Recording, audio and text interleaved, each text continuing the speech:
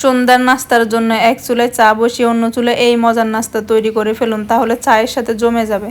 আজকে আমি মাখন রুটি তৈরি করব। মাখন রুটি তৈরি করার জন্য এখানে আমি একটা ডিম নিয়েছি। এখন আমি দিয়ে দিব সামান্য পরিমাণ লবণ। এই নাস্তাটা চা কিংবা নেহারির ঝোল বা গরুর মাংসের সাথে খেতে দারুণ লাগে। এখন দিয়ে দিবে 1 টেবিল চামচ চিনি, দিয়ে দিবে 1 কাপ দুধ। আমি দুধ জাল দিয়ে ঠান্ডা করে নিয়েছি। এখানে আমি 1 চা চামচ ইস্টি দিয়েছি। এবার সবকিছু একসাথে একটা হ্যান্ড উইচ দিয়ে ভালোভাবে মিশিয়ে নেবে। এখন আমি দিয়ে দিব 2 কাপ ময়দা। ময়দাও আমি একটা হ্যান্ড উইচ দিয়ে ভালোভাবে মিশিয়ে নেব, প্রথমে যেন হাতে না লেগে যায়। আমার মিশিয়ে নেওয়া হয়ে গেছে। এখন আমি ভালোভাবে ময়াম দিয়ে নেব। এভাবে আটার ডো উল্টিয়ে উল্টিয়ে ময়াম দিয়ে নিলে আটার ডো অনেক বেশি সফট হয়।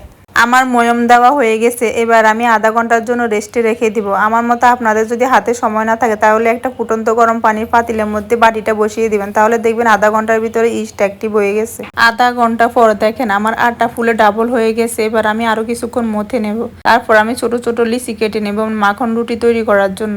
আমি আমার পছন্দ অনুযায়ী রুটি বেলে নিয়েছি। আপনারা আপনাদের পছন্দ অনুযায়ী ছোট বা বড় করে বেলে নিতে পারেন। এবার একটা ছুরি দিয়ে ডিজাইন করে নেব। উপরে দিয়ে দুধ ব্রাশ করে দিব, একটা কিশমিশ দিয়ে সাজিয়ে দিব। সুন্দর দেখা যাওয়ার জন্য উপরে কিছু সাদা তিল ছড়িয়ে দিব।